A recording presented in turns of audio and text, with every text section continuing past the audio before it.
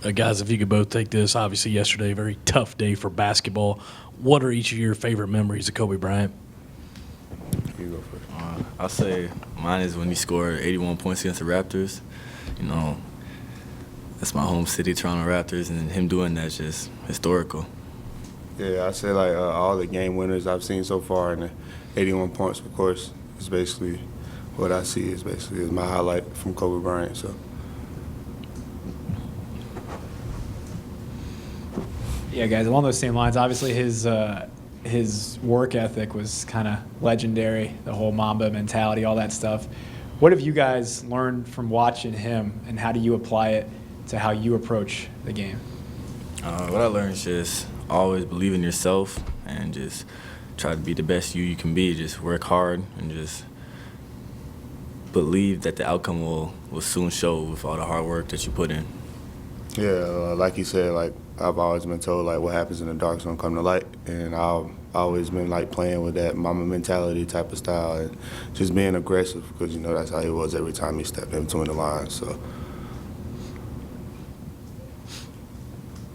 Guys, there's been a lot of whistles the past 3 games. What do you guys have to do to try to cut down on the fouls? Is it changing the way that you try to defend? Is it just watching the hand checks? What has been the main problem these past 3 games?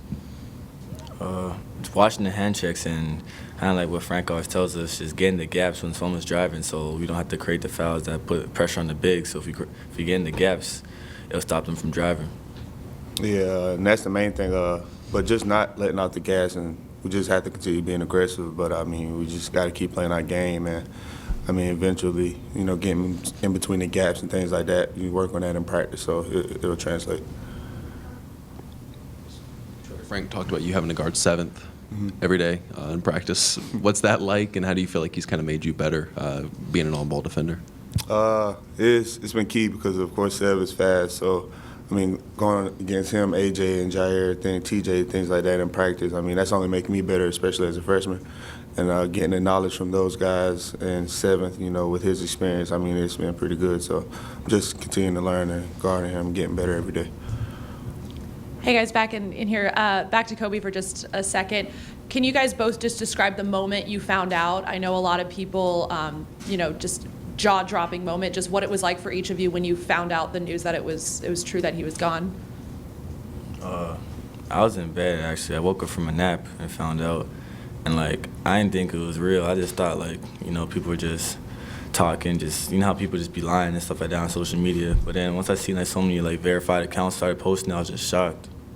Yeah, I was sitting in my room and I just saw a tweet 24 seconds ago say R.I.P. Kobe, and of course I laughed it off thinking wasn't true. But I mean, to think about it and now I realize it's the truth. I mean, it's crazy, but you understand that he left it all out here when he was here. So.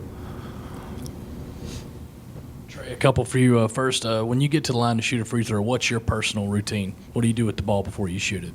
I just take my deep breaths every time and just relax because now it's different. You know, from high school and college, you have all these people behind the goal. So, yeah, I'm kind of getting used to that still. So, but. And also, Trae, you know, these first few games that you've played, the excitement on offense that you bring, has it been frustrating at all to you to, you know, learn the other parts of the game, to play defense, to play like Frank wants you to play, and to be able to stay out on the court a little longer?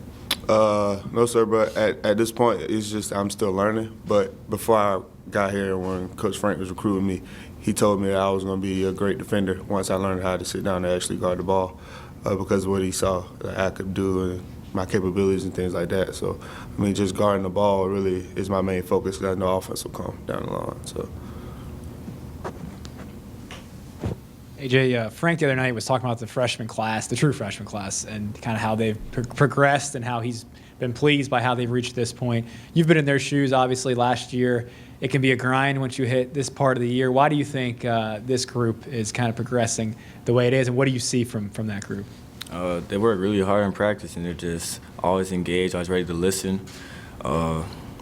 With this class, they're always willing to listen and get feedback. I feel like they always listen to what coaches say, what we say, like teammates, and they're always ready to learn and try their best on the court, and that's why they've been pretty successful so far. They just give it all they got. AJ, when you play a team like Arkansas that's so small that they're really just focused on guard play and spreading the court, what do you remember about the matchup last year? And is there anything unique about their team in terms of what you're defending and the style of play that they have? They play with a lot of guards, I remember, and they're very aggressive, like offensively and defensively. They put a lot of pressure on the ball because they're all guards. They can all get up on you. And I remember they just switched a lot, and they just were extremely active. And then we just got prepared for just a dogfight when we do play them.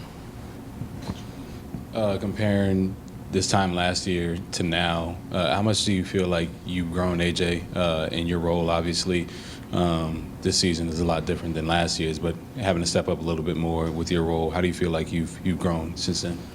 I feel like I've grown. I've just taken on more responsibilities, but also it was learning for me because with a bigger responsibility, more like it's on you. And I feel like this year has been pretty good. I've been managing it pretty well.